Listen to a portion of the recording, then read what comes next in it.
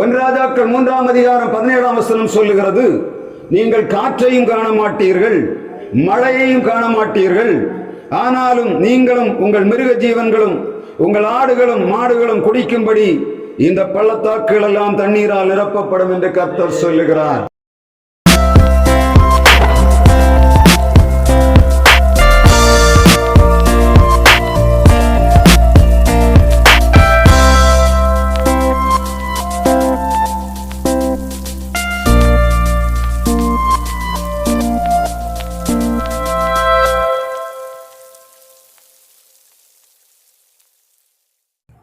ஆண்டவராகிய இயேசு கிறிஸ்து நாமத்தினாலே ஓய்வு நாளின் ஆராதனையில் உங்களை வாழ்த்துகிறேன்.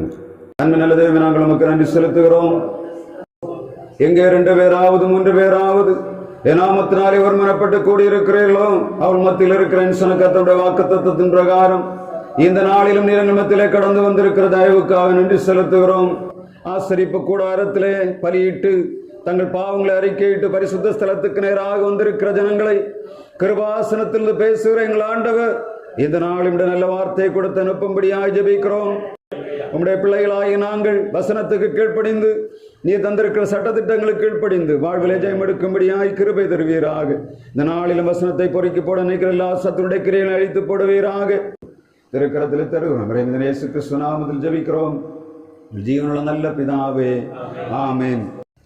இந்த நாள் தியானத்திற்காக 1 ராஜாக்கள் 3ஆம் அதிகாரம் 17ஆம் வசனத்திலே ஒரு முக்கியமான காரியம் சொல்லப்படுகிறது. என்ன வாசிக்கலாம்? 3ஆம் அதிகாரம், நீங்கள் காற்றையும் காண மாட்டீர்கள், மழையையும் காண மாட்டீர்கள், ஆனாலும் நீங்களும் உங்கள் ஆடு மாடுகளும் உங்கள் மிருக ஜீவன்களும் குடிக்கும்படிக்கு இந்த பள்ளத்தாக்கு தண்ணீரால் நிரப்பப்படும் என்று கர்த்தர் சொல்லுகிறார். கர்த்தர் தம்முடைய பிள்ளைகளை கொடுக்கிற ஆசீர்வாதத்தை இந்த நாளிலும் உங்கள் மத்தியிலே வைக்கும்படியாக ஆண்டவர் தருகிற நல்ல சாக்கியத்துக்காக நன்றி செலுத்துகிறேன். 1 ராஜாக்கள் 3ஆம் அதிகாரம் 17ஆம் வசனம் சொல்லுகிறது, நீங்கள் காற்றையும் காண மாட்டீர்கள், மழையையும் காண மாட்டீர்கள், ஆனாலும் நீங்களும் உங்கள் மிருக ஜீவன்களும் உங்கள் ஆடுகளும் மாடுகளும் குடிக்கும்படி இந்த பள்ளத்தாக்குகள் எல்லாம் தண்ணீரால் நிரப்பப்படும் என்று கர்த்தர் சொல்லுகிறார். ஆண்டவர் தம்முடைய வார்த்தையை எலிசா தீர்க்கதரிசியின் மூலமாக யாருக்கு கொடுக்கிறார் என்பதை 2 ராஜாக்கள் 3ஆம் அதிகாரம் முழுவதையும் நாம் வாசித்து பார்க்கும் போது அங்கே காண முடியும். 2 ராஜாக்கள் 3ஆம் அதிகாரம் 1ஆம் வசனம் சொல்லுகிறது, யோசபாத் ராஜாவுடைய 18ஆம் வருடத்திலே யோராம் என்று சொல்லக்கூடிய ஆகாபின் குமாரன் கர்த்தருக்கு பிரியமில்லாத காரியங்களை செய்கிறான். 2 ராஜாக்கள் 3ஆம் அதிகாரத்திலே ஒரு முக்கியமான யுத்தம் நடைபெறுகிறது. இந்த யுத்தத்திற்கு மூல காரணம் என்ன என்பதை நாம் தேடி பார்ப்போம் என்று சொன்ன, இதுவரையிலும் கப்பம் கட்டி கொண்டிருந்த ஒரு ராஜா இஸ்ரவேலின் ராஜாவுக்கு கப்பம் கட்டுவதை நிறுத்திவிட்டான். இவன் இந்த 1,00,000 மாடுகளை வைத்து வருமானத்தை ஈட்டிக் கொண்டிருந்தான். இப்பொழுது அந்த வருமானம் குறைந்து போனபடியினாலே இவன் தேடி பார்க்கிறான், என்ன செய்வது என்று தெரியவில்லை. இஸ்ரவேல் ராஜாவாய யோராம் தன்னுடைய படைபலத்தை பார்க்கிறான். எப்படியாகிலும் அந்த இழந்து போன ஆசீர்வாதத்தை திரும்ப பெற்றுக் கொள்ள வேண்டும், இந்த ராஜாவிடத்திலிருந்து வர வேண்டிய வருமானத்தை திரும்ப பெற்றுக் கொள்ள வேண்டும் என்று சொல்லி அவன் யுத்தத்துக்கு ஆயத்தமாகிறதை முதலாவது பார்க்க முடியும். முதலாவதாக அவன் தன்னுடைய படைபலத்தை லக்கம் பார்க்கிறான். லக்கம் பார்த்துவிட்டு இந்த மோவாபின் ராஜாவோடு யுத்தம் பண்ண முடியுமா என்று அவன் நினைத்து பார்த்திருப்பான். இப்பொழுது மோவாபின் ராஜாவோடு யுத்தம் பண்ணக்கூடிய அளவிலே அவனுடைய படைபலம் இல்லை. எனவே அவன் என்ன செய்கிறான்? அவன் உதவியை தேடுகிறான். என்ன உதவியை தேடுகிறான்? 2 ராஜாக்கள் 3ஆம் அதிகாரம் 7ஆம் வசனத்திலே அவன் ஒரு காரியத்தை செய்கிறான். வாசிக்கலாம். மோவாபின் ராஜா கலகம் பண்ணினான், யுத்தம் பண்ண என்னோடு கூட வருகிறீரா என்று யூதாவின் ராஜாவாகிய யோசபாத்தை கேட்டு அனுப்பினதற்கு அவன், நான் வருகிறேன், நான் தான் நீர், என்னுடைய ஜனங்கள் உம்முடைய ஜனங்கள், என்னுடைய குதிரைகள் உம்முடைய குதிரைகள் என்றான். இப்பொழுது ஏதோமின் ராஜாவும் சேர்ந்து கொள்ள 9ஆம் வசனம் சொல்லுகிறது, 3 ராஜாக்கள் சேர்ந்து இந்த மோவாபின் ராஜாவோடு யுத்தம் பண்ணும்படியாக அவர்கள் கிளம்புகிறார்கள். 9ஆம் வசனத்திலே மிக தெளிவாக சொல்லுகிறார், அப்படியே இஸ்ரவேலின் ராஜாவும் யூதாவின் ராஜாவும் ஏதோமின் ராஜாவும் சேர்ந்து போனார்கள். இப்பொழுது தீர்க்கதரிசி அழைக்கக்கூடிய சூழ்நிலை உருவாகிற மூல காரணத்தை நாம் முதலாவது கவனிக்க வேண்டும். இதுவரையிலும் இந்த வார்த்தை நாம் படித்த 3ஆம் அதிகாரம் 17ஆம் வசனத்திலே சொல்லப்பட்ட வார்த்தை எதன் மூலமாக உருவாகிறது என்பதை நாம் பார்க்க வேண்டும். முதலாவதாக இந்த யோராம் யார்? ஆகாபின் குமாரன். அப்படிதானே? ஆகாப் யாரு? நல்ல ராஜாவா? இல்ல. ஆகாபின் ராஜா மிகவும் துன்மார்க்கமான ராஜா. அவன் பொல்லாத ராஜா.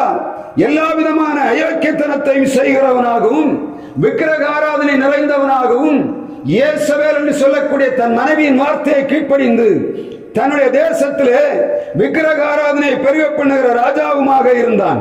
ஆனால் இப்பொழுது அவனுடைய மகனாகிய யோராம் பிரச்சனைக்குள்ளே மாட்டிக்கொள்ளுகிறான். இப்பொழுது என்ன செய்வதென்று தெரியவில்லை. அவன் யாரை கூப்பிடுகிறான்? யூதாவின் ராஜாவாகிய யோசபாத்தை கூப்பிடுகிறான். மிக தெளிவாக நாம் கவனிக்க வேண்டும். நம்முடைய வாழ்வின் பாதையில நமக்கு யுத்தங்கள் உண்டு. நம்முடைய ஆசீர்வாதத்தை நாம் பெற்றுக்கொள்ள முடியாதபடி நம்முடைய ஆசீர்வாதங்கள் தடையாய் கிடக்கும் என்று சொன்னா நாமும் அதைத்தான் செய்யும். நமக்கு வர வேண்டிய வருமானங்கள் தடைபட்டு போயிற்று என்று சொன்னா நம்ம என்ன செய்கிறோம்? நாம் நம்முடைய கையில் இருக்கிறவைகளை யோசித்து பார்க்கிறோம். அதற்கு பின்பாக இது முடியாது என்று சொன்னா இன்னொரு உதவியை நாடுகிறோம். முதலாவதாக என்ன பண்ண? நமக்கு பணம், ஒரு காரியத்தை நம்ம நிறைவேற்றுவதற்கு நமக்கு வர வேண்டிய வருமானம் வராவிட்டா முதலாவது நம்முடைய வருமானத்துக்கு அடுத்தபடியாக பக்கத்தில் யாராவது உதவி இருக்கிறதா என்று தேடுவோம். இரண்டாவதாக என்ன செய்கிறோம்? வட்டிக்காரனை தேடி பார்க்கிறோம். ஒன்றுமில்லாவிட்டா எல்லா விதமும் அழைக்கப்படும் போது அடுத்த வழியை தேடுவோம். அதே சூழ்நிலை தான் இந்த யோராமின் வாழ்விலும் காணப்படுகிறது. தன்னுடைய தேசத்துக்கு குறைவுகள் வருகிறது. இதை நம்பி இருந்து நான் அநேக காரியங்களை செய்தேன். ஒரு பெரிய ஷெட்யூல் போட்டு வைத்தேன், ஒரு பிளான் போட்டு வைத்திருந்தேன். ஒரு வருடத்துக்கு தேவையான இதை வைத்து நான் இவைகளை செய்ய வேண்டும் என்று சொல்லி எல்லா விதத்தையும் நான் ஆயத்தப்படுத்தி வைத்திருக்கிற நேரத்தில் திடீரென்று அது நிலை குலைந்து போகிற நேரத்தில் இவன் முதலாவது தேடுகிறது என்ன? தன்னுடைய படைபலத்தை பார்க்கிறான், யுத்தத்துக்கு போக வேண்டும். இரண்டாவதாக யோசபாத்தை கூப்பிடுகிறான், யூதாவின் ராஜாவை. மூன்றாவதாக ஏதோமின் ராஜாவை கூப்பிடுகிறான். மிக தெளிவாக நாம் செய்ய வேண்டிய வேலை என்ன சொன்னா, நமக்கு நம்முடைய குறைவுகள் காணப்படும் போது நாம் எதை தேடுகிறோம் என்பதுதான் மிக முக்கியமான காரியம். இந்த எலிசா தீர்க்கதரிசி சொல்லுகிறான், நீங்கள் காற்றையும் காண மாட்டீர்கள், மழையும் காண மாட்டீர்கள், ஆனால் இந்த பள்ளத்தாக்குகள் எல்லாம் தண்ணீரால் நிரப்பப்பட்டிருக்கும் என்று சொல்லக்கூடிய சூழ்நிலைக்கு மிக ஆதாரமாக காணப்பட்ட காரியம் என்ன? இந்த யோராம் 3 பேராக சேர்ந்து இந்த மோவாபின் ராஜாவோடு யுத்தம் பண்ண போகிறார். நம்ம ஆவிக்குரிய கோலத்திலே இந்த 3 விதமான காரியங்களை யோசித்து பார்த்தா தான் நம்முடைய வாழ்வில் நாம் போய்கொண்டிருக்கிற காரியம், நம்முடைய குறைவுகளில் என்ன தவறு செய்கிறோம் என்பதை நாம் புரிந்து கொள்ள முடியும். முதலாவதாக இந்த யோராம் யார்? இஸ்ரவேலின் ராஜா. இஸ்ரவேலின் ராஜா என்று சொன்ன யாரு? ஒரு மனிதன் இஸ்ரவேல் என்று பெயர் பெறுகிறான். எப்போ? ஆதியாகமத்தில் நீங்க பார்த்தீங்கன்னா தெரியும். ஆதியாகமம் இந்த 30ஆம் அதிகாரத்திலே இஸ்ரவேலின் ராஜா யார்? அவன் ஆண்டவருடைய ராஜா. ஆதியாகமம் 32ஆம் அதிகாரம் 28ஆம் வசனத்திலே கர்த்தருடைய வார்த்தை மிக தெளிவாக சொல்லுகிறது. யாக்கோபு ஒரு ஆசீர்வாதத்தை பெறுகிறான். இரவு முழுவதும் போராடுகிறான். ஒரு தேவதூதனோடு போராடி அவன் மேற்கொள்ள முடியாத போது அவனுடைய தொடைச்சந்தை அந்த தேவதூதன் தொடுகிறான். தொட்டுவிட்டு அவன் பெயரை என்னவென்று மாற்றுகிறான்? இஸ்ரவேல் என்று மாற்றுகிறான். எத்தனாயிருந்த யாக்கோபு ஆண்டவரோடு போராடி அவன் பெற்றுக்கொண்ட ஆசீர்வாதம் என்ன? தான் ஜெயம் பெற்றவன் என்று சொல்லி ஒரு வாக்குத்தத்தத்தை பற்றி இஸ்ரவேலாக மாற்றப்படுகிறான். இந்த இஸ்ரவேலின் ராஜா.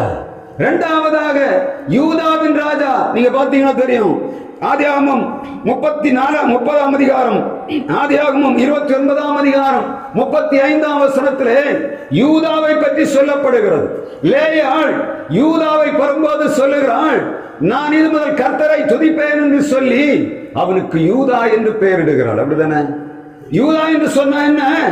கர்த்தரை துதிக்கிறவன். எப்பொழுதும் ஆண்டவரை துதித்துக் கொண்டிருக்கிற மனிதனும் ஆண்டவரோடு போராடி மேற்கொண்ட மனிதன் வருகிறார்கள். மூன்றாவது ஒரு மனிதனை சேர்த்துக் கொள்ளாது. என் பெயர் என்ன? ஏதோம். ஏதோம் என்று சொன்ன என்ன? ஆதியாகமம் 25ஆம் அதிகாரம் 30ஆம் வசனத்திலும், எபிரேயர் 12ஆம் அதிகாரம் 6ஆம் வசனத்திலும் ஏதோமை பற்றி சொல்லப்படுகிறது. ஏதோம் யார் தெரியுமா? நேர்வழியாக பிறக்காதவன். வசனம் சொல்லுகிற 12ஆம் அதிகாரம் 6ஆம் வசனம், ஒருவன் வேசிக்கள்ளனாயும் ஒருவேளை போஜனத்துக்காக தன்னுடைய சேஷபுத்திர பாகத்தை இழந்து போன ஏசாவை போலவும் இருக்கக்கூடாது என்று ஆவியானவர் சொல்லுகிறார். ஏதோம் யார்? ஏசாவுக்கு தான். இந்த ஏதோம் என்று சொல்லுகிறவன் யார்? லோத்தின் புத்திரனான ஒரு மனிதனுக்கு கொடுக்கப்பட்ட பெயர் தான் என்னத்த? ஏதோம். ஏதோம் என்று சொல்லக்கூடியவன் இந்த அண்ணனிடத்திலே, தம்பி இடத்திலே, யாக்கோபிடத்திலே வந்து அவன் தான் பசியாயிருக்கிறேன், இப்பொழுது எனக்கு அந்த கூழிலே கொஞ்சம் கொடு என்று சொல்லி கேட்கிறான். இப்பொழுது யாக்கோபு ஏசாவை பார்த்து கேட்கிறான், ஏசாவே, நீ உன்னுடைய சேஷபுத்திர பாகத்தை என்னிடத்துல விற்று போடு, அப்பொழுது நான் உனக்கு கூளை தருகிறேன் என்று சொல்லுகிறான். பசி தாங்க முடியாத ஏசா, சேஷபுத்திர பாகத்தை அப்பமாக எண்ணின ஏசா, அவனுக்கு தான் என்ன பண்ணப்படுகிறது? பெயர் கொடுக்கப்படுகிறது. ஏதோம் என்று சொல்லக்கூடிய பெயர் அவனுக்கு கொடுக்கப்படுகிறது. ஆதியாகமம் 25ஆம் அதிகாரம் 30ஆம் வசனத்தில் அந்த வார்த்தை சொல்ல வாசிக்கலாம். ஆதியாகமம் 25:30. நம்முடைய தேவை நேரங்களிலே நம்முடைய உதவி எங்களிடத்தில் வருகிறது என்பதை நாம் தேடி பார்க்க வேண்டும். ஆண்டவர் நமக்கு தருகிற யுத்தத்தை ஜெயமாக நாம் செய்ய வேண்டும் என்று சொன்னால் நம்முடைய கூட்டாளிகள் யாரா இருக்கணும்? ஏதோமை போல ஆட்கள் இருக்கக்கூடாது. மிக தெளிவாக ஆண்டவர் சொல்லுகிறார். வசனம் சொல்லுகிறது, இஸ்ரவேலின் ராஜா யார்? ஆண்டவரிடத்திலே போராடி ஜெயம் பெற்ற ராஜா, துதிக்கிற ராஜா. இப்பொழுது ஒரு ராஜா யாரு? தன்னுடைய சேஷபுத்திர பாகத்தை அப்பமாய் எண்ணினவனும் பசி தாங்காதவனுமாய் ஏசா என்ன பண்ணுகிறான்? அவனோடு சேர்ந்து கொள்ளுகிறான். மிக கவனமாக இருக்கணும். நம்முடைய யுத்தத்திலே நாம் அநேக நேரங்களிலே தோற்று போகிறோம். நாம் பெற்றுக்கொண்ட ஆசீர்வாதத்தை அநேக நேரங்களிலே பெற்றுக்கொள்ளாதபடி தடையாய் கிடக்கிறோம். காரணம் என்ன? இந்த கூட்டாய்மை யாரோடு இருக்கிறது என்பதுதான் கேள்வி. நாம் நடந்து வருகிற நம்முடைய வாழ்வின் பாதைகளிலே யாரோடு நாம் இணைந்து போகிறோம்? யாருடைய ஆலோசனை நமக்கு சாதகமாக இருக்கிறது என்பதை நாம் பார்க்கணும். இந்த 3 ராஜாக்களும் சேர்ந்து இப்படி யோசபாத் யோராமிடத்திலே கேட்கிறான், நாம் எந்த வழியாக போக வேண்டும்?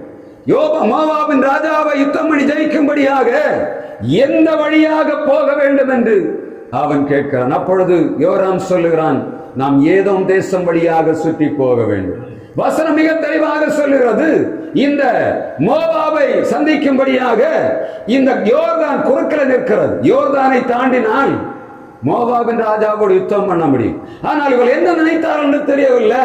வனாந்தரத்திலே பள்ளத்தாக்கை சுற்றி போகும்படியாக 7 நாள் சுற்றி விட்டார்கள். 7 நாள் சுற்றி போய் அவனோடு யுத்தம் பண்ண போக 7ஆவது நாள் என்ன நடக்குது? தவறு நடக்கிறது. யோர்தான் ஒரு 2 மணி நேரம் 3 மணி நேரத்தில் கிராஸ் பண்ணி அந்த பக்கம் போக வேண்டிய பாதையை விட்டு விட்டார்கள். இப்பொழுது இந்த யோராமுடைய ஆலோசனையின் பிரகாரம், இந்த ஏதோமுடைய ஆலோசனையின் பிரகாரம், ஏதோ தனக்கு சாதகமாக இருக்கிறபடினாலே அந்த பள்ளத்தாக்கு வழியாக சுற்றி யோர்தானின் மறுகரையில் இருக்கிற இந்த மோவாபின் ராஜாவோடு யுத்தம் பண்ணும்படியாக போகிறார். ஒருவேளை நினைத்திருக்கலாம், இந்த தண்ணீருக்குள்ள நம்ம போகணுமா, இந்த சோதனையை கடக்க வேண்டுமா என்று நினைத்திருப்பார்கள். இலகுவான வழியில் அல்லவா என்று சொல்லி சுற்றி போகலாம் என்று நினைத்தார்கள். ஆனால் நடந்தது என்ன? இவர்கள் லகுவாக சுற்றி போக நினைத்த இடத்திலே தண்ணி பஞ்சம் உண்டாச்சு. அப்படிதானே? 7ஆம் அதிகாரத்தில் அந்த வசனம் சொல்லி 7 நாள் சுற்றி 9ஆம் வசனம் சொல்லுகிறது, அப்படியே இஸ்ரவேலின் ராஜாவும் யூதாவின் ராஜாவும் ஏதோமின் ராஜாவும் சேர்ந்து போனார்கள். ஆனாலும் அவர்கள் 7 நாள் சுற்றி திரிந்த போது அவர்களை பின் செல்லுகிற இராணுவத்திற்கும் மிருக ஜீவன்களுக்கும் தண்ணீர் இல்லாமற் போயிற்று. வசனம் மிக தெளிவாக சொல்லுகிறது, நேர் வழியாக யோர்தானின் சோதனைக்குள்ளாக கடந்த ஆண்டவர் கொடுக்கிற சோதனையை தாண்டி ஜெயம் பெற வேண்டிய நேரத்தை விட்டுவிட்டு இவர்கள் சுற்றி போக ஐடியா கொடுத்தவன் யாரா இருந்திருப்பான்? ஒன்றில் இந்த யோராம் கொடுத்திருக்கணும், இல்லைன்னா என்னார் ஏதோ கொடுத்திருக்கணும். இவர்கள் நல்ல ஜாலியாக போய்கொண்டிருக்கிறார்கள், யுத்தத்துக்கு போகிறோம் என்று நினைத்தார்கள். ஆனால் நடந்தது என்ன? 7 நாளைக்குள்ளே தண்ணீர் பஞ்சம் வந்தது. இப்பொழுது என்ன பண்ணுகிறதுன்னு தெரியல. அப்படிதானே? இதுவரையிலும் நல்ல தைரியமாக போய்கொண்டிருந்த ஜனங்கள் ஏதோன் பள்ளத்தாக்கிலே வந்த போது தண்ணீர் பஞ்சம் வந்தது. அடுத்த வார்த்தை 10ஆம் வசனத்தை நீங்க பாத்தீங்கன்னா தெரியும். 10ஆம் வசனத்திலே ஐயோ இந்த 3 ராஜாக்களையும் கர்த்தர் மோவாபியரின் கையிலே ஒப்பு கொடுக்க வரவழைத்தாரே என்றான். என்ன இந்த ராஜா யார்? இந்த யுத்தத்துக்கு இந்த 2 ராஜாக்களை சேர்த்து கொண்டு போகிற ராஜா ஏதோம் வழியாக போகும்போது அவன் வாயிலிருந்த முதல் வார்த்தை என்னது? அவிசுவாசத்தின் வார்த்தை வந்த செபுதானே. இந்த 3 ராஜாக்களையும் ஆண்டவர் எங்க சத்துருக்களுடைய கையில ஒப்பு கொடுக்க வந்து விட்டாரே. எதற்காக போகிறான்? மோவாபை ஜெயிக்கும்படியாக போகிறான். இப்பொழுது 7 நாள் வந்தபோது தண்ணி இல்ல, பயம் வந்து விட்டது. அவனுக்குள்ள ஒரு வார்த்தை வருகிறது, ஐயோ என்ன பண்ணுகிறது என்று தெரியல. இந்த ஜனங்களுக்கு அப்படி தண்ணி கிடைக்கும் என்று தெரியவில்லை. நிலைமை மோசமானவன் அவனுக்குள்ள ஒரு எண்ணம் வந்துச்சு, நம்ம செத்தோம் இதோட. எப்படி? இதோட செத்தோம். நம்ம மோவாபியர் கையில் ஒப்பு கொடுக்கும்படியாக கர்த்தர் கொண்டு வந்தார் என்று சொல்லி அவன் அறிக்கையிடுகிறதை கர்த்தருடைய வார்த்தை சொல்லுகிறது. இப்பொழுது அடுத்து நடக்கிறது 11ஆம் வசனம். அப்பொழுது யோசபாத் கர்த்தருடைய தீர்க்கதரிசி ஒருவரும் இங்கே இல்லையா என்று கேட்டதற்கு எலியாவின் கைகளுக்கு தண்ணீர் வார்த்த சாப்பாத்தின் குமாரனாகிய இருக்கிறான். மறுமொழி சொன்னான். மிக கவனமாக பார்க்கணும். இந்த எலிசா எங்க இருக்கிறான்? எங்க? இந்த தண்ணி இல்லாத ஏரியால உட்கார்ந்து இருக்கிறான். நீங்க 2 ராஜாக்கள் 2ஆம் அதிகாரம் கடைசி வசனத்தை படிச்சு பார்த்தீங்கன்னா தெரியும். அங்கே அவன் சமாரியாவிலே குடியிருக்கிறதை கர்த்தருடைய வார்த்தை சொல்லுகிறது. அந்த பட்டணத்துக்கு இந்த பள்ளத்தாக்கு அருகிலே ஒருவன் குடியிருக்கிறான். யாருக்கு தெரியல? யோராமுக்கும் தெரியல, யோசபாத்துக்கும் தெரியவில்லை, ஏதோமுக்கும் தெரியவில்லை. அப்போ அந்த தீர்க்கதரிசி மகா பெரிய காரியங்களை செய்தவன், எலியாவினுடைய வஸ்திரத்தை எடுத்து யோர்தானை 2ஆக பிளந்து வெளியே வந்த மனிதன், அந்த நிலத்திலே காணப்பட்ட சாபத்தை நீக்கின மனிதன் எங்க இருக்கிறான்? அவன் இருக்கிற இடம் யாருக்கு தெரியல, ஏதோமுக்கும் தெரியல, யோராமுக்கும் தெரியவில்லை. யாருக்கு தெரியல? யோசபாத்துக்கும் தெரியல. இப்பொழுது யோராம் சொல்லுகிறான் செத்து போனோம் என்று சொல்லுகிற நேரத்திலே யோசபாத்துக்கு ஒரு எண்ணம் வருகிறது, இனி வேற வழி இல்லை, எங்களுக்கு எந்த விதமான உதவியும் இல்லை, எந்த கவுன்சிலிங் இல்லை.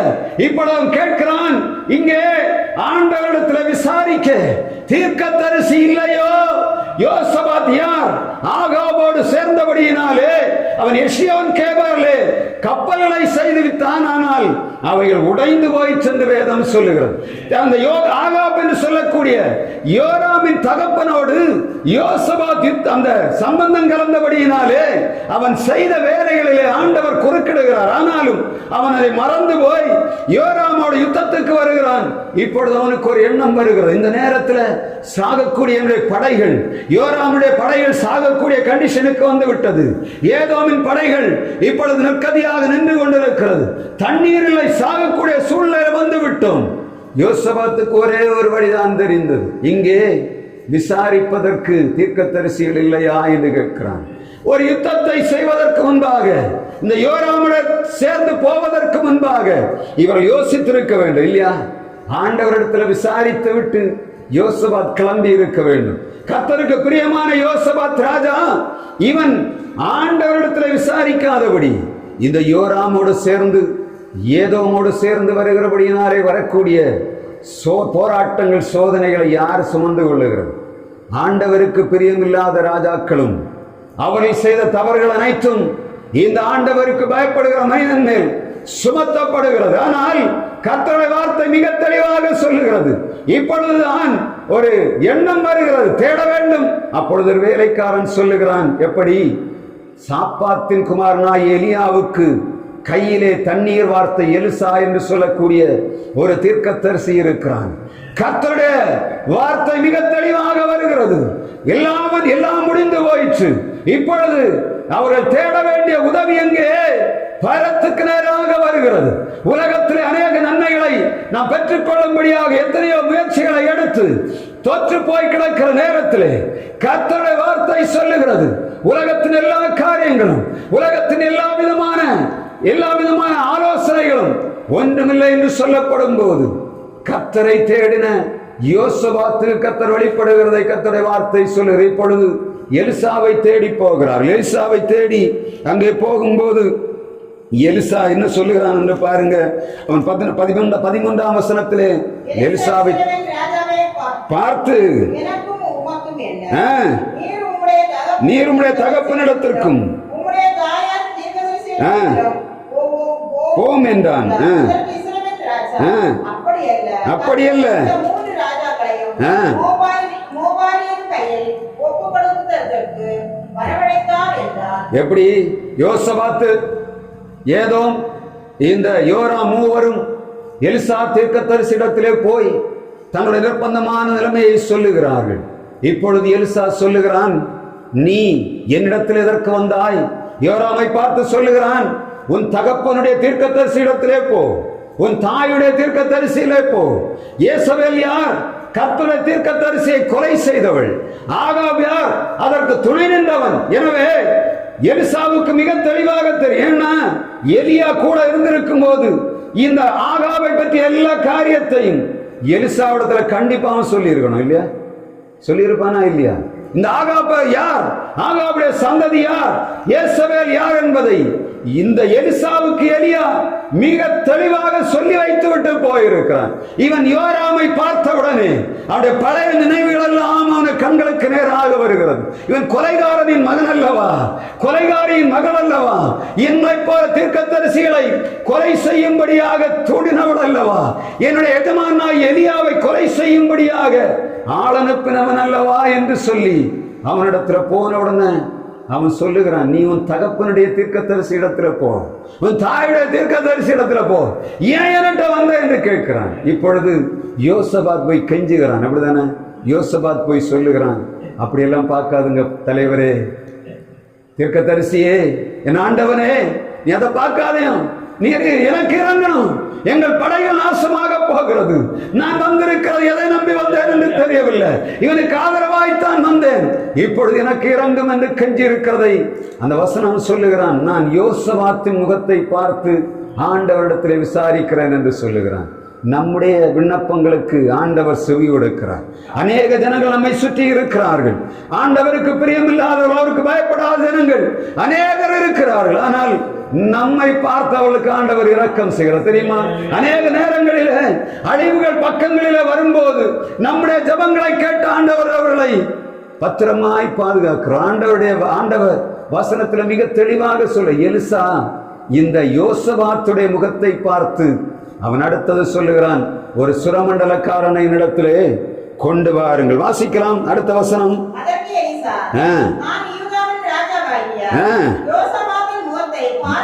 பாராதிருந்தால் நான் உம்மை நோக்கவும் மாட்டேன், உம்மை பார்க்கவும் மாட்டேன் என்று சேனையுடைய கர்த்தருக்கு முன்பாக நிற்கிற நான் அவருடைய ஜீவனை கொண்டு சொல்லுகிறேன். இப்பொழுதும் ஒரு சுரமண்டலத்தை கொண்டு வாருங்கள். வாசித்த போது கர்த்தருடைய கரம் அவன் மேல் இறங்கினது. நான் முதல்ல பாடினோமே, தேவனை துதியுங்கள், எப்பொழுதும் தேவனை துதியுங்கள், எக்காலத்தோடும் சுரமண்டலத்தோடும் அவரை துதியுங்கள் என்றுதான் நான் பாடினேன். சுரமண்டலத்தை கொண்டு வர சொல்லுகிறான் எலிசா தீர்க்கதரிசி. எலிசா தீர்க்கதரிசியை முன்பாக சுரமண்டலக்காரன் சுரமண்டலத்தை வாசித்த போது கர்த்தருடைய கரம் எலிசாவின் மேல் இறங்கினது. அங்கே தீர்க்க தரிசனம் வருகிறது. அப்பொழுதுதான் என்ன வார்த்தை வருகிறது, நீங்கள் இந்த பள்ளத்தாக்குகளில் எல்லாம் என்ன பண்ணுங்க, வாய்க்கால்களை வெட்டுங்கள் என்று தமிழில் சொல்லப்படுகிறது. ஆங்கிலத்தில் சொல்லுகிறது, இந்த பள்ளத்தாக்குகளில் எல்லாம் பள்ளங்களை வெட்டுங்கள் என்று சொன்ன தண்ணீர் வரப்போகிறது. இங்க யோராம், இந்த ஏதோம், இந்த யோசபாத் மூவரும் பார்த்து கொண்டிருக்கிறார்கள். தண்ணி இல்ல. தீர்க்கதரிசி சொல்லுகிறான், என்னத்த, பள்ளத்தாக்குகளில் எல்லாம் பள்ளங்களை வெட்டுங்கள், பள்ளங்களை வெட்டுங்கள். வாய்க்கால வெட்டினா என்ன பண்ணும், தண்ணி ஓடி போகும். தமிழ்ல டிரான்ஸ்லேட் தப்பா போட்டிருக்கான். அதான் மூல பாஷையாக எபிரு மொழியை பார்த்த இடத்தை பார்த்து அங்கதான் சொல்லுது, மேக் திஸ் வேலி ஃபுல் ஆஃப் டிச்சஸ் என்று சொல்லப்படுது. எபிரேய பதத்திலும் ஆங்கில பதத்திலும் அது சரியாக சொல்லப்பட்டிருக்கிறது.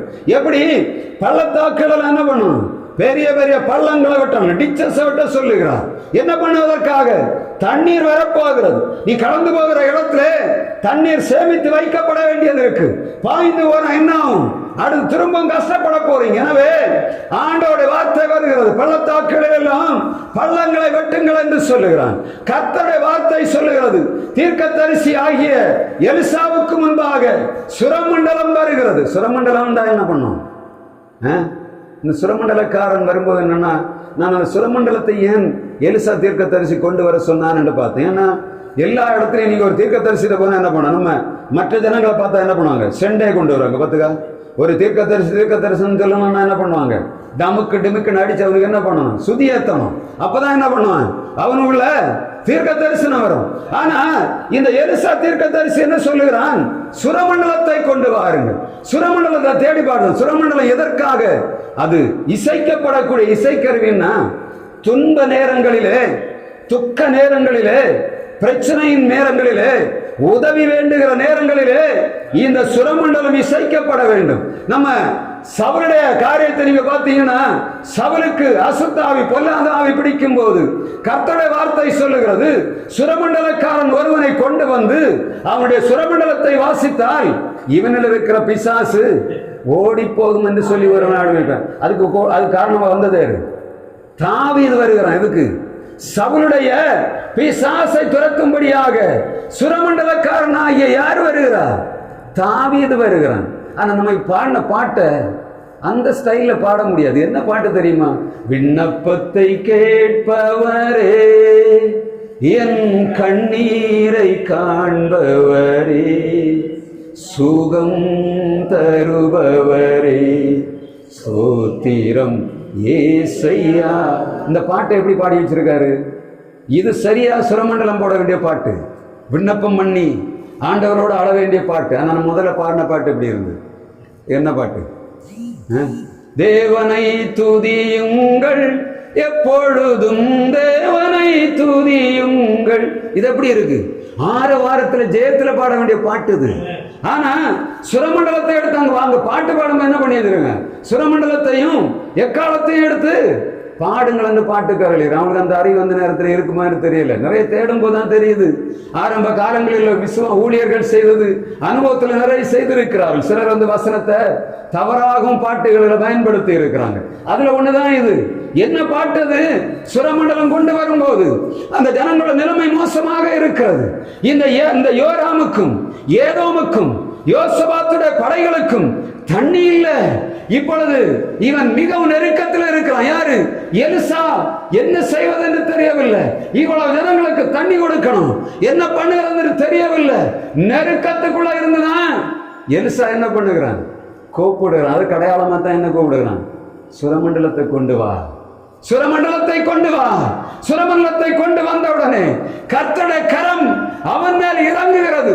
தீர்க்க தரிசனம் வருகிறது. என்ன தீர்க்க தரிசனம்? முற்றிலும் எதிர்பார்க்காத காரியத்தை இந்த எலிசா சொல்லுகிறான். இந்த ராஜாக்கள் கேள்வி கேட்கக்கூடிய காரியம் தான் அங்க எழுதப்படுகிறது. பள்ளத்தாக்குல என்ன இருக்கும்? பள்ளத்தாக்குல தண்ணி இல்லை. ஆனா நான் ஒரு ஊழியத்துக்கு போயிருக்கிற இடத்துல இந்த மலைகளுக்கு இடையில உள்ள பள்ளத்தாக்குல போய் பார்த்தேன். அந்த பள்ளத்தாக்கு அடியில் என்னெல்லாம் இருக்கும் என்று பார்த்தேன். முதல்ல பார்த்தா இந்த அச்சு வைக்கக்கூடிய ஒரு செடி நிறைய வளரும். தெரியுமா? நம்ம உடம்புல சின்ன வயசுல ஒரு இடத்தை இதை எடுத்து உடம்புல வச்சு ஒட்டணும்னு அது வெள்ளையா இருக்கும். அந்த செடி நிறைய வளர்ந்து கிடக்கும். அப்புறம் நாணல் நிறைய வளரும். அடுத்தது பள்ளத்தாக்குல லீலி புஷ்பங்கள் உன்னத பாட்டு 2ஆம் அதிகாரம் 1ஆம் வசனத்தில் சொல்லுது. அதே போல நிறைய காரியங்கள் பள்ளத்தாக்கிலே காணப்படுகிறதை நாம் பார்க்க முடியும். இந்த ஆதியாகமம் 14ஆம் அதிகாரம் 10ஆம் வசனத்திலே பள்ளத்தாக்கிலே கேணிகள் காணப்படும், நிலக்கீழ் உண்டாக்கும் கேணிகள் காணப்படுகிறது. 13ஆம் அதிகாரம் 23ஆம் வசனத்திலே எஸ்கோல் பள்ளத்தாக்கிலே தான் மோசே அனுப்பிவிட்ட வேவுகாரர்கள் பெரிய திராட்சை குலை ஒன்றை கொண்டு வருகிறார் எஸ்கோல் பள்ளத்தாக்கிலிருந்து. அதே போல சங்கீதம் 65ஆம் அதிகாரம் 13ஆம் வசனத்திலே பள்ளத்தாக்கிலே தானியம் உண்டு என்று சொல்லப்படுகிறது. 1 நாளாகும் 10ஆம் அதிகாரம் 27ஆம் வசனத்திலே கேதுரு மரங்கள் பள்ளத்தாக்கிலே வளருகிறது சொல்லப்படுகிறது. 1 நாளாம் 27ஆம் அதிகாரம் 28ஆம் வசனத்திலே ஒலிவு மரங்கள் பள்ளத்தாக்கிலே வளருகிறது. 1 நாளாம் 27ஆம் அதிகாரம் 21ஆம் வசனம் மாடுகள் நிறைந்த பள்ளத்தாக்கு அங்கே காணப்படுகிறது. ஆடுகள், மாட்டுக்கிடைகள் இவைகள் பள்ளத்தாக்கிலே நிறைந்து கிடக்கிறது. நான் என்ன ஆண்டவரே, இந்த பள்ளத்தாக்கிலே எலிசா ஏன் பள்ளங்களை வெட்ட சொல்லுகிறான்னு கொஞ்சம் தேடி பார்த்தேன். ஏன்னா பள்ளத்தாக்குல என்ன இருக்கு? எல்லா செழிப்பும் இருக்கு, தண்ணி மாத்திரம் தான் இப்ப இல்ல. அங்க என்ன இருக்கு? மாடு கிடக்கு, ஆடு கிடக்கு, கேதுர் மரம் கிடக்கு, ஒலிவு மரம் கிடக்கு, எல்லாமே அங்க இருக்கு. பள்ளத்தாக்குல அப்படியே இருக்கு. இப்ப இந்த பள்ளத்தாக்குல பள்ளம் வெட்டணும், என்ன பண்ணணும்? என்ன பண்ணணும்? எல்லாத்தையும் தோண்டி முறைக்கணும். இல்ல, ஒலிவ மரம் இருந்தாலும் வெட்டி மாத்தணும், கேதுரு மரமா இருந்தாலும் வெட்டி மாத்தணும்.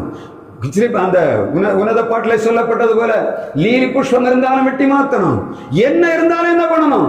எல்லாவற்றையும் வெட்டி மாத்தணும். வாழ்க்கை பள்ளத்தாக்கில கிடக்கு. ஆனா ஆண்டவர் தண்ணீரை தரும்படியாக ஆசையுள்ளவராக இருக்கிறார். அதைத்தான் அங்க எலிசா தீர்க்கதரிசி மிக தெளிவாக சொல்லுகிறார். இவர் சொல்லுகிறார்கள், மரங்கள் இருக்கு, கேதுரு மரம் இருக்கு, ஒலிவு மரம் இருக்கு, ஆடு இருக்கு, மாடு இருக்கு, அதெல்லாம் கதை இல்ல, வெட்டுடா பள்ளத்தை என்று சொல்லுகிறார். எதுக்காக? தண்ணி சேமிக்காட்டா இதெல்லாம் பிரயோஜனம் இல்ல. ஆண்டவருடைய பரிசுத்த ஆவி என்று சொல்லக்கூடிய தண்ணீரால நிரப்பப்படும்படியாக பள்ளத்தாக்குகள் எல்லாம் பள்ளம் வெட்டி நிரப்பணும். ஆண்டவர் சொல்லுகிறார், உன்னுடைய பள்ளத்தாக்குகள் என்ன பண்ணணும்? பள்ளம் வெட்டணும். குண்டை வெட்டி என்ன பண்ணணும்? தண்ணீரை சேமித்து வைக்கணும். அங்க வாய்க்கால வெட்ட சொல்லல, தமிழ்ல வாய்க்கால் என்று சொல்லப்படும். வாய்க்கால் என்ன பண்ணும்? பாயிற தண்ணி என்ன பண்ணிடும்? அது பாய்ந்து போய்விடும். எலிசா தீர்க்கதரிசி மிக தெளிவாக சொல்லுகிறார், பள்ளங்களை வெட்டுங்க, தண்ணியை சேமிக்கணும். உங்க வாழ்வில் பள்ளத்தாக்கு அனுபவங்கள் வரும்போது அங்கே சேமித்து வைக்க வேண்டிய பரிசுத்த ஆவி உண்டு. பரிசுத்த ஆவியாகிய தண்ணீர் சேமித்து வைக்கப்படணும். அதுக்கு என்ன பண்ணணும்? பள்ளங்களை வெட்டணும். பள்ளம் வெட்டணும் என்ன பண்ணணும்? கேதுரு மரம் போல கொஞ்சம் போல உள்ள இருக்கும், அதை ஒதுக்கணும். ஒலிவ மரம் இருக்கு, அதை கொஞ்சம் ஒதுக்கணும். அதெல்லாம் வியாக்கியானம் பண்ணிக்கிறது அப்புறமா ஒரு நாளுக்கு முழுசா எடுப்போம். கேதுரு மரம், ஒலிவ மரம், அப்புறம் ஆட்டுக்கடா, மாட்டுக்கடா எல்லாமே இருக்காங்க. எல்லாத்தையும் என்ன பண்ணணும்? கொஞ்சம் வெட்டி மாத்தணும். பள்ளத்துல என்ன இருக்கு? பள்ளத்தாக்கு முழுசும் தண்ணி நிக்க முடியாத அளவுல புதர் மண்டி கிடக்கு. கேதுரு மரம் எதுக்கு பயன்படுது? இந்த சாலமோன் தன்னுடைய ஆலயத்தின் பனிமுட்டுகளை எல்லாம் கேதுரு மரங்களால செய்தான் என்று சொல்லப்படுகிறது. கேதுரு மரம் எதுக்கு? நம்ம பார்க்கிறோம், ஆகா நல்ல மரம் நிக்குது, தேக்க மரம் நிக்குது, வெட்டி வச்சிருக்க. நம்ம அப்படி விட்டுருந்தா என்ன பண்ணலாம்? நமக்கு தலைமுறைக்கு என்ன பண்ணலாம்? வீடு கட்டலாம். ஆண்டவர் சொல்ல வெட்டி முறி. ஏன்னா நாங்க பரிசுத்த ஆவி தண்ணி வர வேண்டியது இருக்கு, ஆடு இருக்கு, மாடு இருக்கு, கறி சாப்பிடலாம், அதெல்லாம் இல்ல, தண்ணி வேணும். ஆண்டவருடைய வார்த்தை சொல்லுற பரிசுத்த ஆவியிலே நிரப்பப்படும்படியாக நம்முடைய வாழ்வின் பள்ளத்தாக்குகளிலே காணப்படுகிற எல்லாவற்றையும் வெட்டி மாத்திட்டு என்ன பண்ணணும்? பள்ளம் தோண்டணும். எதுக்காக? பள்ளம்னா என்னத்தை? சாதாரணமான காரியமா? பள்ளம் தோன்றதுன்னா என்ன? உபவாசம் இருக்கணும், தோண்டணும். தோண்டி தோண்டி தோண்டி எவ்வளவு ஆழத்துல வைக்கிறோமோ அவ்வளவு ஆழத்துல தண்ணி இருக்கும். சாத்தான் தொட முடியாது. நீங்கள் நீடூழியாய் வாழ வேண்டும் என்று சொன்ன உங்கள் மிருக ஜீவன்கள், உங்கள் எல்லா காரியங்களும் நீடூழி நாட்களாக அது போஷிக்கப்படணும்னா பரிசுத்த ஆவி உள்ள ஸ்ட்ராங்கா இருக்கணும். பரிசுத்த ஆவி இல்லைன்னா வாய்க்கால் போல பரிசுத்த ஆவியை பெற்று விட்டு போனீங்கன்னா ஒரு பிரயோஜனம் இல்லை. அது கொஞ்ச நேரம் வரையும் கை தட்டுறோம், ஆடுகிறோம், பாடுகிறோம், முடிஞ்சு போச்சு. பள்ளத்தாக்குல என்ன இருக்கணும்? பரிசுத்த ஆவி இருக்கணும். உள்ளத்தின் ஆழத்துக்குள்ள நம்முடைய எல்லா சூழ்நிலைகளுக்கும் உள்ள பரிசுத்த ஆவியானவர் இன்னும் ஆழமாக ஊன்றப்பட்டிருக்கணும். அது கைதட்டி ஆரவாரிக்கிறது இல்லை. உபவாசம் என்று சொன்னால் என்ன? ஆண்டவரோடு விழுந்து கிடக்கிறது, ஆண்டவரோடு ஒன்றாகிறது. உள்ளத்தின் ஆழத்துக்குள்ளே பிரச்சனைகள் வரும்போது அவைகளை தைரியமாக மேற்கொள்ள வேண்டும் என்று சொன்ன பள்ளத்தாக்கு முழுவதும் பள்ளம் வெட்டப்பட்டு அதற்குள்ள தண்ணீர் நிரப்பப்பட்டிருக்கணும். இல்லாட்டா என்ன பண்ண? வாழ்வுல நம்ம போக வேண்டிய இலக்க சரியா போக முடியாது. அநேக நாம் குழம்பி போகிற காரியம் தான். இன்னைக்கு பரிசுத்த ஆவியை பெற்றுக்கொண்டோம் என்று சொல்லக்கூடிய கூட்டம் என்ன செய்கிறதுன்னா, பரிசுத்த ஆவியை பெற்றுவிட்டு நான் பெற்றிருக்கிறேன் என்று சொல்லுகிறது, அதை நிலைவரப்படுத்தி வைக்கவில்லை. பரிசுத்த ஆவி வந்து மனிதனுக்குள்ளே வரும்போது நம்முடைய பள்ளத்தாக்கின் சூழ்நிலைகளுக்குள்ளே, தண்ணீரற்ற சூழ்நிலைகளுக்குள்ளே, வாழ்வில் நாம் இனிமேல் நகர முடியாது, செத்து போவோம் என்று சொல்லக்கூடிய சூழ்நிலையிலே பரிசுத்த ஆவி இருந்தால் மாத்திரம்தான் முடியும். அநேக நேரங்களில ஊழியத்துல பார்க்கிறோம், வருகிற நெருக்கடிகளை பார்த்தா எதிர்த்து யுத்தம் பண்ணத்தான் சொல்லும். ஆனா ஆண்டவருடைய வசனம் சொல்லும், அமைதியாயிரு, நான் உன்னோடு இருக்கிறேன். பரிசுத்த ஆவியானவர் சொல்லுவா, எல்லாம் எனக்கு தெரியும், அமைதியாக இரு. இல்லாட்ட என்ன பண்ணணும்? யுத்தம் பண்ணக்கூடிய வழிமுறை ஆண்டவர் மிக சரியாக கற்றுத் தருவார். ஆலோசனை எங்க இருந்து வரணும்? எங்க இருந்து வரணும்? தேவனுடைய ஊழியரிடத்து வரணும். ஏதோமின் ராஜாவிடத்தில் வரக்கூடாது, யோராமின் ராஜாவிடத்தில் வரக்கூடாது. எங்கிருந்து வரணும்? எலிசா தீர்க்கதரிசி சொல்லுகிறான், பள்ளத்தாக்குகளில் எல்லாம் என்ன பண்ணணும்? பள்ளங்களை வெட்டி என்ன பண்ணணும்? நிரப்பணும். அடுத்து நடந்த காரியம் உங்களுக்கு தெரியும் நினைக்கிறேன். இப்பொழுது மறுநாள் இவன் சொல்லுகிறான், அடுத்த நாள் வசனத்தை நீங்க பார்த்தீங்கன்னா மறுநாள் அதிகாலையிலே பலி செலுத்தும் நேரத்திலே தண்ணீர் வருகிற பள்ளத்தாக்குல. அப்போ நீங்க யோசித்து பாருங்க, பள்ளத்தாக்குல குண்டு வெட்ட சொல்லிட்டார் எலிசா. எத்தனை நாள் கழிச்சு வெட்டினாங்க?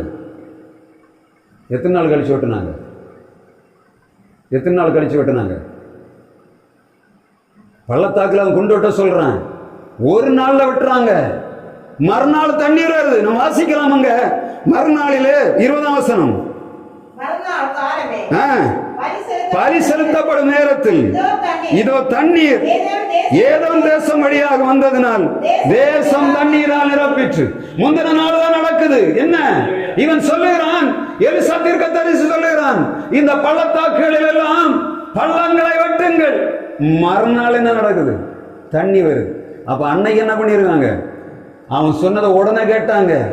உடனே வேற நாளைக்கு என்று சொல்லல. ஏன்னா நாளைக்கு தான் செத்து போவோம் தெரிஞ்சாச்சு. எலிசா தீர்க்கதரிசி இப்ப வந்து சொல்லிட்டான். உடனே கீழ்ப்படிந்தார்கள். உடனே பள்ளத்தாக்குற பள்ளங்களை வெட்டுகிறார்கள். மறுநாள் காலத்தை தண்ணி வருது. தண்ணி வரும். என்ன நடந்தது? இங்க தண்ணி வாய்க்கால ஓடி போயிருந்தா அடுத்த வசனத்தை நீ வாசிங்க.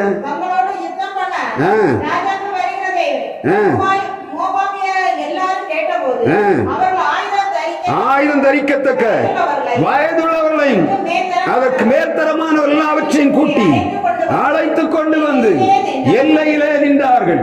இங்க மோவாபியர் நினைக்கிறார்கள், யார் வருகிறார்? யுத்தத்துக்கு ஆட்கள் வந்து விட்டார்கள். எல்லையில வந்து நின்று கொண்டிருக்கிறார்கள். அதிகாலை நேரத்தில் ஒரு காரியம் நடக்குது. என்ன காரியம்? சூரியன் வெயில் வருது. சூரிய வெயில் வந்த உடனே பள்ளத்தாக்கில் உள்ள தண்ணி இந்த மோவாபியருக்கு என்னவா தெரியுது? என்னவா தெரியுது? ரத்தமா தெரியுது. ஆண்டவர் எப்படிப்பட்ட ஆண்டவர் பாருங்க. 5 பைசா செலவில்லாம ஒரு யுத்தத்தை செய்யும்படியாக எலிசா தீர்க்கதரிசியை கொண்டு ஒரு ஆலோசனை கொடுக்கிறார். எப்படி? பள்ளத்தாக்குல பள்ளத்தை வெட்டுங்கள். தண்ணீர் வந்த உடனே கர்த்தருடைய சூரியன் வருகிற வந்த உடனே அந்த வெளிச்சம் சரியா அவங்களுக்கு நேரா போகுது. போகும்போது எப்படி இருக்கு? சாதாரணமான தண்ணி அவனுடைய கண்ணுக்கு எப்படி தெரியுது? ரத்தமாக தெரியுது. அவங்களுக்குள்ள ரத்தமா தெரிந்த உடனே நீங்க ரொம்ப கவனமா பார்க்கணும் அந்த யுத்தத்தை. இவர்கள் படைபலத்தோடு எல்லாத்தையும் ஆயுதங்களை கொண்டு வந்தா ரெடியா நின்றுட்டு இருக்கான். யுத்தம் பண்ண வந்தவங்க இப்ப என்ன பண்ணுகிறார்கள்? அவர்களுக்குள்ள ஒரு எண்ணம் வந்துச்சு. அந்த ராஜாக்கள் வெட்டி செத்துட்டாங்க, ரத்தம் என்று சொல்லி என்ன பண்ணுகிறார்கள்? கொள்ளையிடுவதற்கு வருகிறார். கொள்ளையிடுவது எப்படி வருவாங்க? ஆயுதத்தை கொண்டா வருவாங்க. புரிஞ்சுதா? ஆயுதத்தோட வந்தா யுத்தம் நடக்கும். இப்பொழுது எல்லா ஆயுதத்தை வைத்து விட்டு கொள்ளையடிக்க வராங்க. எப்படி? ஆயுதம் கொண்டு வந்த கொள்ளையை கொண்டு போக முடியாது. அப்ப என்ன பண்ணணும்? எல்லாரும் வெறும் கையோட அங்க ஆயுதத்தை அந்த ஜனங்களுடைய எல்லா விதமான கொள்ளையடிக்க வேண்டும் என்று சொல்லி வருகிறார்கள். வசனம் மிக தெளிவாக சொல்லுகிற, இஸ்ரவேலர் எழும்பினார்கள், அவர்களை வெட்டி போட்டார், மொத்தத்தை காலி பண்ணுகிறார்கள். மோவாபின் தேசத்துக்குள்ள போகிறது வரையிலும் அவர்கள் என்ன செய்கிறார்கள்? அவர்கள் மோவாபியரை துரத்தி கொண்டு போனார்கள். யுத்தமானது மிகவும் தீவிரமாகி அந்த எல்லா பட்டணத்தின் எல்லா மோவாபுடைய எல்லா இடங்களையும் அவர்கள் தூர்த்து போடுகிறார்கள். பயந்து போய் கீராசேத் என்று சொல்லக்கூடிய ஒரு இடத்திலே ஒதுங்குகிறான். வசனம் வாசிக்கலாம். 25ஆம் வசனத்திலே, இடித்து கல்லறிந்து நிரப்பி நீரூற்றுகளை எல்லாம் தூர்த்து நல்ல மரங்களை எல்லாம் வெட்டி போட்டார்கள். கிராராசேத்திலே மாத்திரம் அதன் மதில்கள் இடிக்கப்படாதிருக்கிற போது கவன்காரரை சுற்றி கொண்டு அதை சேதமாக்கினார்கள். அவன் இந்த மோவாபின் ராஜா ஒழித்துக் கொள்ளக்கூடிய ஒரே ஒரு இடமாக கீராராசேத் இருந்தது. கீராராசேத் என்று சொன்னா என்ன? அவன் அந்த இடத்துக்கு சொல்லப்படுகிறது the son of the city of the sun என்று சொல்லப்படுகிறது. சூரியனுடைய பட்டணம். சூரியனுடைய பட்டணம் மிகவும் பத்திரமாக, சாதாரணமான யுத்தத்தினால ஜெயிக்க முடியாத ஒரு அரண் நிறைந்த பட்டணமாக கீராராசேத் இருந்தது. இதற்குள்ளே போய் மோவாபின் ராஜா தஞ்சம் போகிறான். ஆனால் கவன்காரர்கள் என்ன பண்ணுகிறார்கள்? அதையும் நாசம் பண்ணார். வெளியே வருகிறான். தன்னுடைய மிகவும் உன்னதமான 700 பேரை கூட்டிக் கொண்டு ராஜா வருகிறான். 26ஆம் வசனம் சொல்லுகிறது, யூதா போகிறார். 26 யுத்தம் மும்மரமாகிறது என்று கண்டபோது ராஜா கண்டபோது அவன் ஏதோமின் ராஜாவின் மேல் வலிமையாய் விழுகிறதற்கு பட்டயம் ஒருவரை 700 பேரை கூட்டிக் கொண்டு போனான். ஆனாலும் அவர்களே கூடாமற் போயிற்று. அப்பொழுது ராஜா என்ன செய்கிறான்? இப்பொழுது தன் மகனை பிடித்து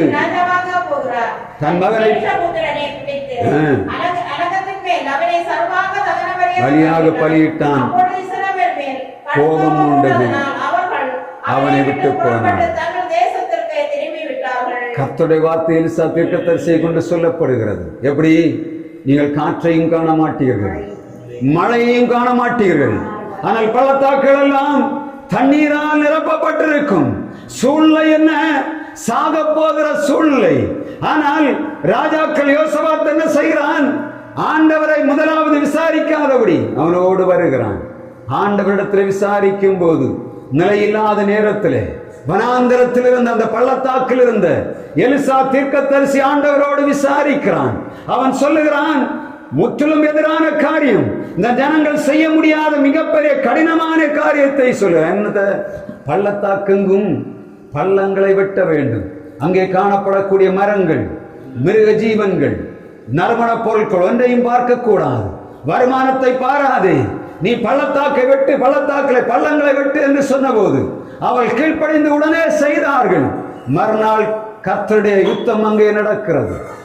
தண்ணீரையே ஆண்டவர் இரத்தமாக மாற்றி, அந்த ராஜாக்களுடைய எண்ணங்களை மாற்றி, எல்லாவற்றையும் செய்ய வல்லமையுள்ள ஆண்டவர் எதை எதிர்பார்க்கிறார் தம்முடைய பிள்ளைகளிடத்திலே?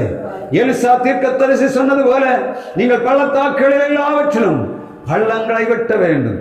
நீங்கள் உங்கள் வாழ்விலே உபவாசம் இருந்து ஆண்டவரை தேடி அதிகாலை நேரத்திலே கர்த்தருடைய சமூகத்திலே காத்திருக்க வேண்டும். பலி செலுத்துகிற அதிகாலை நேரம் என்று சொன்ன யூதர்கள் சொல்லப்படுகிற 6 மணியிலிருந்து சொல்லப்படுகிறது. ஆனால் அதிகாலை நேரம் நாம் 5 மணி, 4 மணி, 3 மணிக்கு எழும்பி நம்முடைய பள்ளத்தாக்குகளில் எல்லாம் நம்முடைய வாழ்விலே காணப்படுகிற எல்லா விதமான ஆசீர்வாதங்கள் நிரம்பி இருக்க வேண்டிய இடங்களிலே புதர்கள் நிறைந்து கிடக்கிறது.